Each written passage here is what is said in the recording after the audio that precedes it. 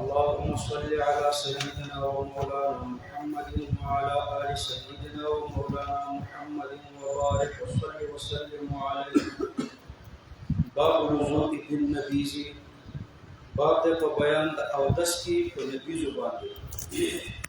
نبیذ التمر د دې لپاره څلور پنځه صورتونه دي. نبیذ التمر هغه اوبو ته وایي چې کجوري او خرماوي پکې اچولې شوي. نو کجوري او خرماوي چې په اوبو کې واچولې شي نو د دې اوبو پنځه حالات دي.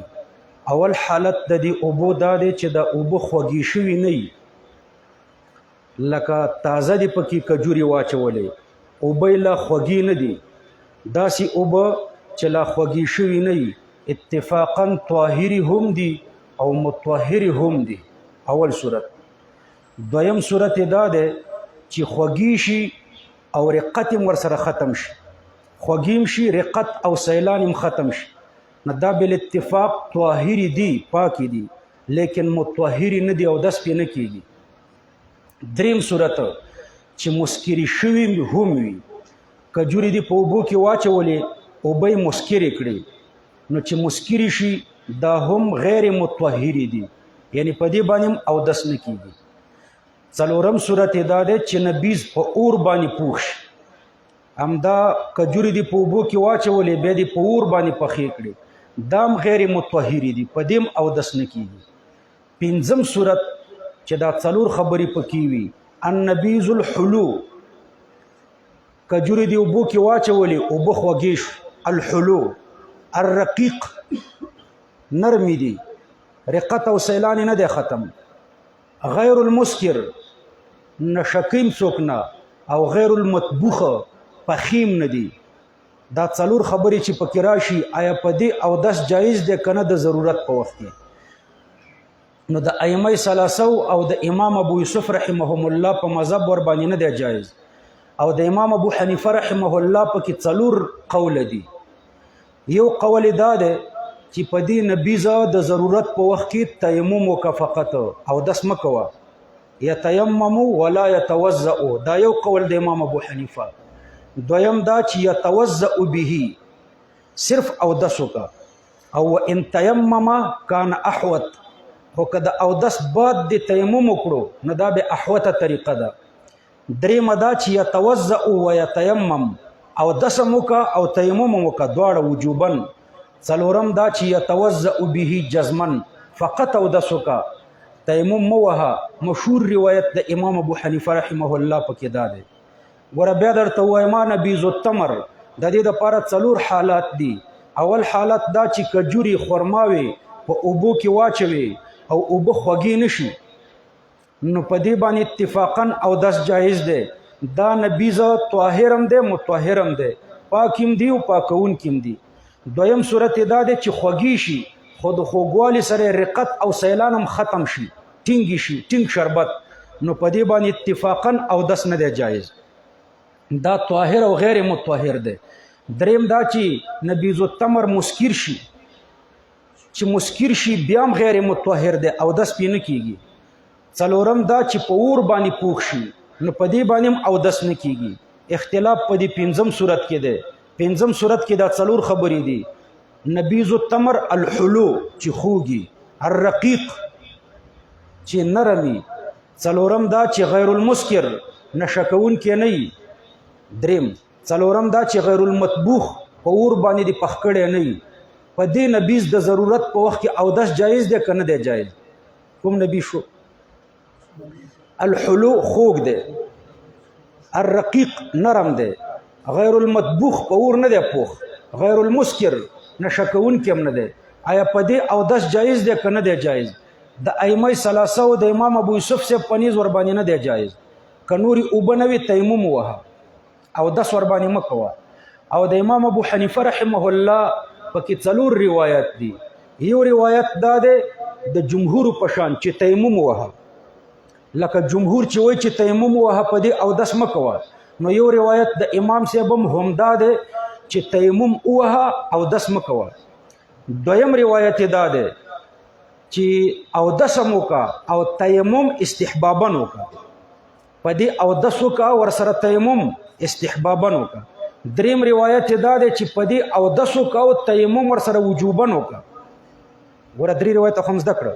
څلورم دا چې فقط اودس پې وکړه بل هېڅ مه کوه. نو د امام صاحب پکې 4 روایت دي.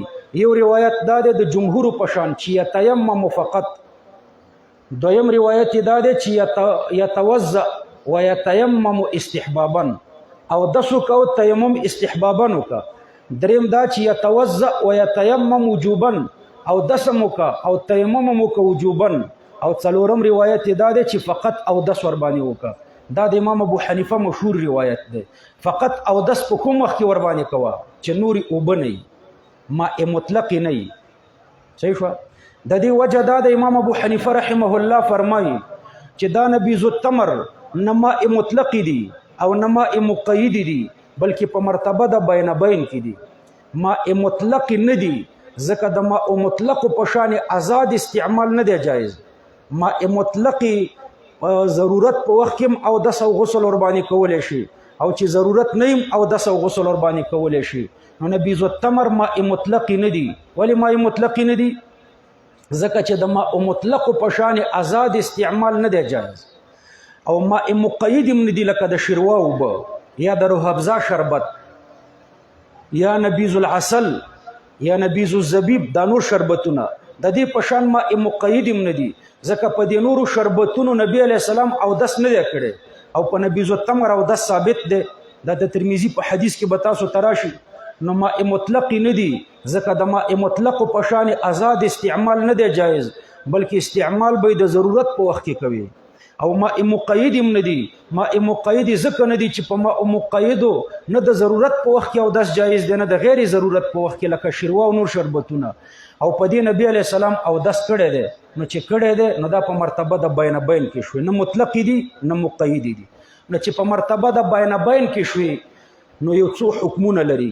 یو دا چې اودس پې جایز دی، غسل پې نه دی جایز، ځکه نبی علیه السلام ورباندې اودس کړی، غسل ورباندې نه دی کړی.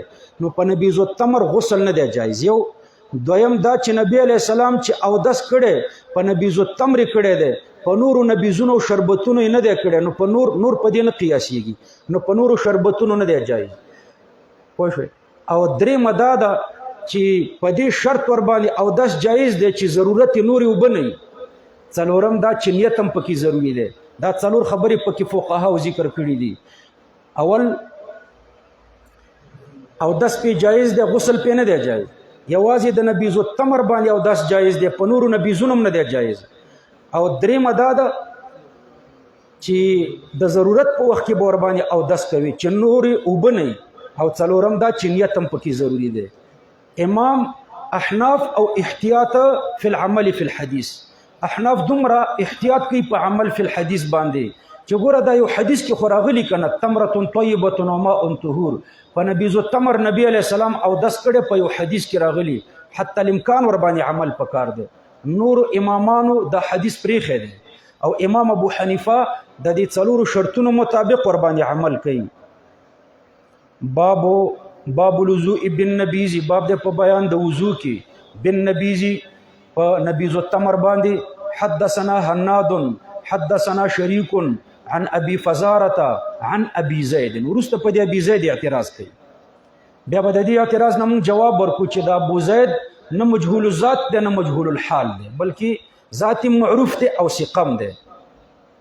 عن ابي زید عن عبد الله بن مسعود رضي الله عنه قال سألني النبي صلى الله عليه وسلم. دا عبد الله بن مسعود رضی الله عنه نه روایت ده چې زمانه رسول الله صلی الله علیه وسلم پوښتنه وکړه ما فی اداوتک چې په دې کوزه کې دي څه شی دي؟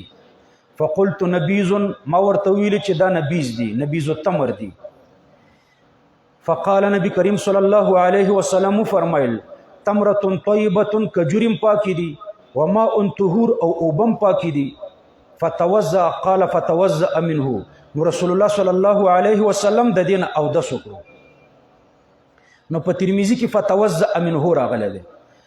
دا د امام ابو حنیفه د پاره دلیل دی چې ګوره په حدیث کې په نبیذ التمر اودس راغلی دی، نو د نه ماء مطلق دي نه ماء مقید دي بلکې په مرتبه د بین بین کې دي. نو د ماء مطلق په شان آزاد استعمال نه دی جایز بلکې د ضرورت په وخت کې استعمال جایز دی. یو دویمه دا ده چې اودس پې جایز دی، غسل پې نه دی جایز ځکه نبی علیه السلام اودس کړی دی. او دریمه دا ده چې په نورو نبیزونو نبی علیه السلام اودس نه دی کړی نو په نورو نه دی جایز. څلورم دا چې نیت پکې ضروری دی.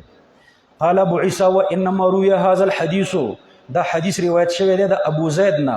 ابو زید روایت کړی دی عن ابي زید عن عبد الله عن النبي صلى الله عليه وسلم. وابو زید رجل مجهول عند اهل الحديث. دا یو اعتراض دی په دې حدیث چې ابو زید مجهول دی په نزد د علماو د حدیث. لا نعرف له روایتا غیر هذا الحديث، د د لپاره موږ ته بل روایت نه دی معلوم سوا د دې حدیث نه. لیکن مولانا غرغشتو باباجي رحمه الله هغه جواب لیکلی دی، نور محدثین هم جواب لیکلی دی چې ابو زید مجهول نه دی، نه مجهول الذات دی نه مجهول الوصف دی. مجهول الذات ځکه نه دی چې د دوه شاګردان دي، یو شاګرد راشد ابن کیسان دی او بل شاګرد ابو روق دی. او په نخبة الفکر کې وایو چې د یو محدث نه دوه شاګردان روایت وکړي نو هغه مجهول الذات نه وي. نو ابو زید د دوه شاګردان لري، یو شاګرد راشد ابن کیسان دی، بل شاګرد ابو روق دی. راشد ابن کیسان او ابو روق دا دوه شاګردان لري او د یو محدث نه چې دوه شاګردان روایت وکړي نو دا مجهول الذات نه وي. دویمه دا ده چې ابو زید مجهول نه دی، د عمر ابن حریث مولا دی، د عمر ابن حریث مولا دی. ابو روق او راشد ابن کیسان دا دواړه ترنه روایت کوي او د دوو شاګردانو روایت د محدث د مجهولوالي نه وباسي. په نخبة الفکر کې وایي واذا روى عن راو اثنان فصاعدا، کله چې د یو راوي نه دوه راویان روایت وکړي فصاعدا ولم يوثق او د توثیق ونشي نو دا مجهول الحال مجهول الذات نه وي، نو دا مجهول الذات نه دی، دوه شاګردان لري. دویمه دا یو جواب شو. د ابو زید مجهول نشو ځکه دوه شاګردان لري، یو راشد ابن کیسان او بل ابو روق. او دا مجهول ځکه نه دی چې فلسفه دا ده چې د عمر ابن حریث مولا دی، د عمر ابن حریث آزاد کرده شده غلام دی. په دې پوه شئ. دویمه دا ده چې دلته تاسو بذل المجهود وګورئ د ابو داود شرحه، هغه فرمایي چې دا حدیث د 14 صحابو نه روایت دی او کوم حدیث چې د 14 صحابو نه روایت دي لکه د عبد الله ابن مسعود نه 14 شاګردانو روایت کړي دي، قابوس ترنه روایت کړي دي، ابو عثمان ترنه روایت کړي دي، ابو رافع ترنه روایت کړي دي. بذل المجهود کې د 14 راویانو نمونه لیکلي دي چې د عبد الله ابن مسعود صاحب نه دا حدیث د ابو زید نه بغیر نور 14 شاګردانو روایت کړي دي. نو دا حدیث تقریبا شهرت ته رسیدلی دی. د هدایه په حاشیه کې د دې حدیث سره لیکي مشهور حدیث دی. وکټوریا اهل حدیث په اعتراض کوي چې دا خو کمزور حدیث دی، مشهور ورته ولې ویلې دی. نو یا خو لغوي مشهور مراد دی که اصطلاحي مشهور مراد کوي نو چې د یو صحابي نه یو حدیث 14 شاګردان روایت کی هغه څرنګه نه مشهور کی. نو مشهور روایت دی. بذل المجهود کې د 14 شاګردانو نمونه لیکلي نو حدیث مشهور دی. لدی وجنا د ضرورت په وخت کې په دې باندې اودس جایز دی. لا نعرف له روايه غير هذا الحديث وقد راى بعض اهل العلم او په تحقیق سره د بعض په دې خو پوه شو یو بل اعتراض رانه پاتې شو. اعتراض دا دی چې عبد الله ابن مسعود سے فرمای سالنی النبي صلی الله علیه وسلم، دا واقعه د ليله الجن ده چې مانه د ليله الجن په شپه نبی علیہ السلام د اودس وبو غوښتلې، ما ورته نبی زو تمر ورکړو. نو معترض اعتراض کوي چې په ليله الجن کې خو عبد الله ابن مسعود سے د رسول الله صلی الله علیه وسلم سره نو. حضرت علقمه د عبد الله ابن مسعود نه روایت کوي، فرمای لم اكن ليله الجن مع رسول الله صلی الله علیه وسلم، زه په ليله الجن کې د نبی کریم صلی الله علیه وسلم سره نو. تاسو ورته جواب ورکړئ چې ليله الجن واقعه شپږ ځلې پیښه شوې ده. 3 ځلې په مکه مکرمه کې، 1 ځلې په مدینه منوره کې، 1 ځلې خارج المدینه کې، 1 ځلې په سفر کې. شپږ ځلې دا واقعه پیښه شوې ده. په بعضو مواضعو کې په بعضو واقعاتو کې ورسره وو، په بعضو کې نو. دویمه دا ده چې عبد الله ابن مسعود رضی الله عنه ورسره وو. په حدیث کې راځي چې زمانه خط تا وکړو ما ته وفرمایل چې د دې خط نه ونه وځي. بیا نبی علیه السلام لاړو پیریانو ته تبلیغ وکړو. ما نه خط ته وکړو چې د دې خط نه دې خواته پیریان را نشي او زم د دې خط نه وتم چې ما ته ضرر ونه رسي.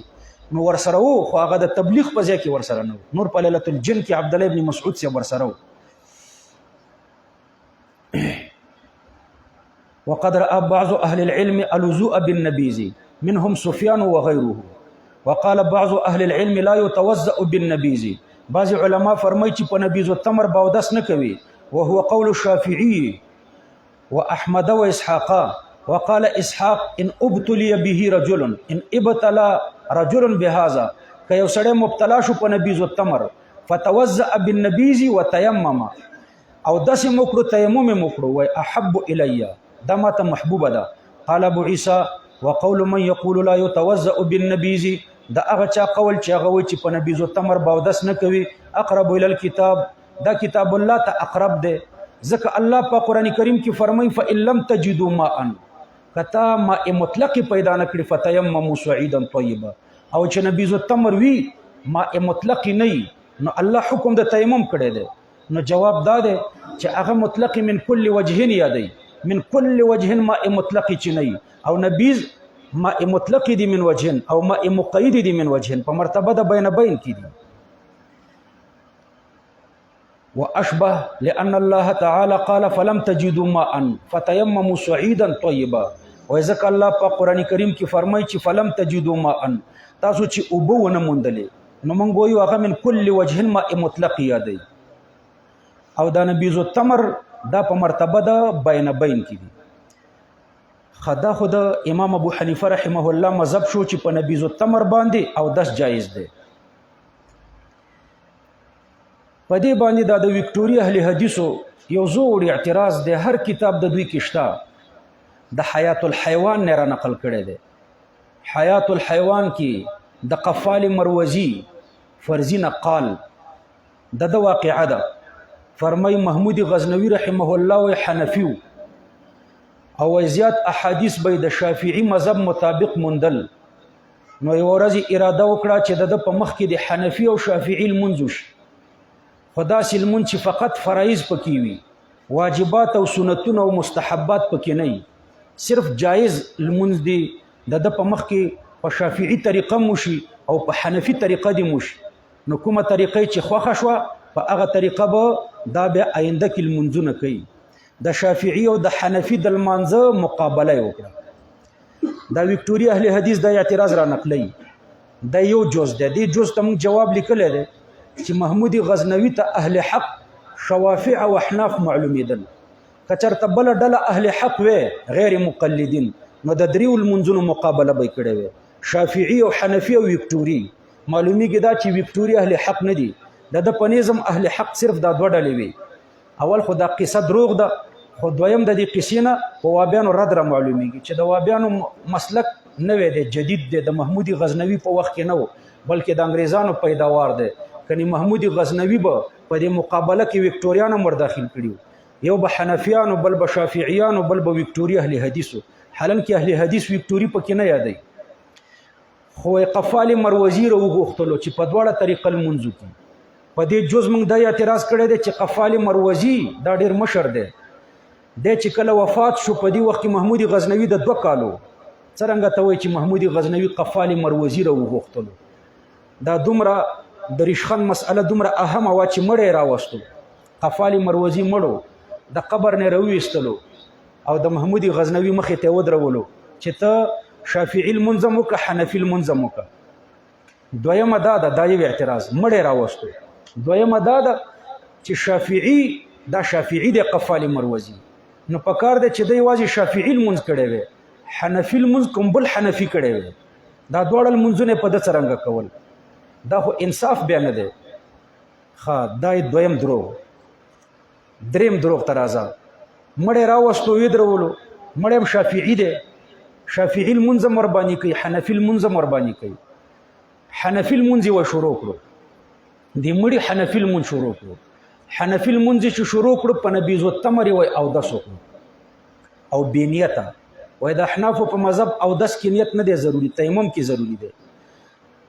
بنیته په نبیذ التمر او دسو کړو ګوره دې دروغجنې جملې ته ګوره په نبیذ التمر بې نیت اودس کېږي ما درته اوس ویلې چې نیت پکې ضروري دی دویمه دا ده چې بې نیته په نبیذ التمر څرنګه اودس کوي هلته ورته حکم شوی دی چې په حنفي طریقه اودس وکړه او د ریشخند اراده کړې ده څوک چې ریشخند وهي د هغه نیت نه نیت خو د خولې تلفظ ته نه وایي د زړه ارادې ته وایي او د په زړه کې اراده د ریشخند کړې ده بې نیته اودس دا دی چې یا باران راورېږي ته پکې لون شي او یا سیند ته وغورځېږي نو دلته آیا د نبیذ التمر سیند روانو چې دی پکې ورغورځېدلی او کنه د نبیذ التمر باران راورېدو چې دی پکې لون شوی و بې نیته خو دې ته وایي دا څرنګه بې نیته پوه شوې درېیمه دا ده چې په نبیذ التمر اودس خو د ضرورت په وخت کې جایز دی د احنافو په مذهب دلته نورې اوبه نه وي چې د په نبیذ التمر اودس کولو څومره د دروغو مجموعه ده نو په نبیذ التمر اودس وکړو بې نیته او سرچپه د پښو نه را شروع کړو ځکه وایي ترتیب هم فرض نه دی د احنافو په مذهب سرچپه یې اودس شروع کړو چې اودس یې وکړو نو غوړ شو په دې نبیذ التمر په شربت چې غوړ شي نو بیا د ماشو د مچانو غوبل پې شروع شو ماشي او مچان پې راټول شو ماشي د شپې وي مچان د ورځې وي که دا ورځ وي نو فقط مچانو بیا ماشي د کمه شو دلته ماشي کم دی او که د شپې وي خو فقط ماشي به وي بیا مچان د کمه شو دی بل درو وایي ماشي او مچان پې راټول شو بیا وایي د سپي څرمنې واغوسته چې رنګ شوې وه د سپي رنګ شوې څرمنې واغوسته سپي باره کې د احنافو اختلاف دی چې دا نجس العین دی که نه دی یو مذهب وایي چې نجس العین دی نو څرمنې په رنګ نه پاکېږي لکه د خنزیر په شان یو مذهب یې دا دی چې نجس العین نه دی نو څرمنې په رنګ پاکېږي موږ یې په رنګ پاکه ګڼو وابیان په نزول الابرار کې لیکي ما سره کتاب شته دی 940 نمبر صفحه کې چې سپی پاک دی د سپي وړي امتیازي پاکي دي غټي امتیازي پاکي دي قی پاک دی وینې پاکه ده نو تا ته خو بیخي دا سمه فرشته ښکاري معاذ الله نو په دې باندې ته څرنګه اعتراض کوي چې د سپي څرمنې واغوسته نو که یو وابي سپی په شا کړی وړي امتیازي هم پې کوي غټي امتیازي هم پې کوي قی هم پې کوي وینې هم پې روانوي د وابي لمونځ کېږي نو ته په بل چا څرنګه اعتراض کوي چې د سپي رنګ شوې څرمنې واغوسته د هغې نه بعد وایي بیا په لمانځه ودرېدو قفال مروزي ټونګي والي ټونګي د ټونګو والا لمونځ جایز دی که مکروه تحریمي دی تعدیل زمونږ په مذهب واجب دی که تعدیل الارکان څه شی دی واجب د واجب ضد څه شوي مکروه تحریمي مکروه تحریمي ته چا جایز ویلی دی دا خو واجب الاعاده دی دا لمونځ وایي ټونګي والي وایي دا حنفي لمونځ دی سلام یې وګرځولو سلام یې نه سلام یې چې سلام یې نه دی ګرځولی وایي د سلام په ځای تیز واچولو ښه دا تیز اوس د سړي په اختیار کې دی چې چېرته دې خوښه هلته به دماکې کې دا خو غیر اختیاري شی دی دویم دا چې یو سړی تیز اچوي نو خو فاسقي چې قصدن تیز اچوي د خلکو په مخ کې تیز اچوي د دې دپاره چې ریشخند جوړ کړي دا خو فاسقي نو محمود غزنوي دومره کمزور یو چې دومره فاسق سړي باندې اعتماد کوم ښه دومره دروغو مجموعه دا خو ما درته مختصر ویلې ما 10 پاڼو کې دا دروغ تفصیلي لیکلي دي احقاق الحق کې تاسو وګورئ فرضي نقال قصه 10 پاڼې هر جز کې دروغ اخر کې وایي چې دا لمونځ خلاص کو به شافعي لمونځ شروع کړو شافعي لمونځ چې شروع کړو وایي داسې اودس یې وکړو چې فرایض هم پکې وو واجبات هم پکې وو سنتونه هم پکې وو مستحبات هم پکې وو آداب هم پکې وو نو داسې چا ورته نه ویلې چې هغه لمونځ کې دي فرایض هم پرېښوده واجبات دې هم پرېښوده سنتونه دې هم پرېښوده د څومره مکروهاتو ارتکاب دې وکړو او په دې لمونځ کې د آدابو خیال هم وساتلو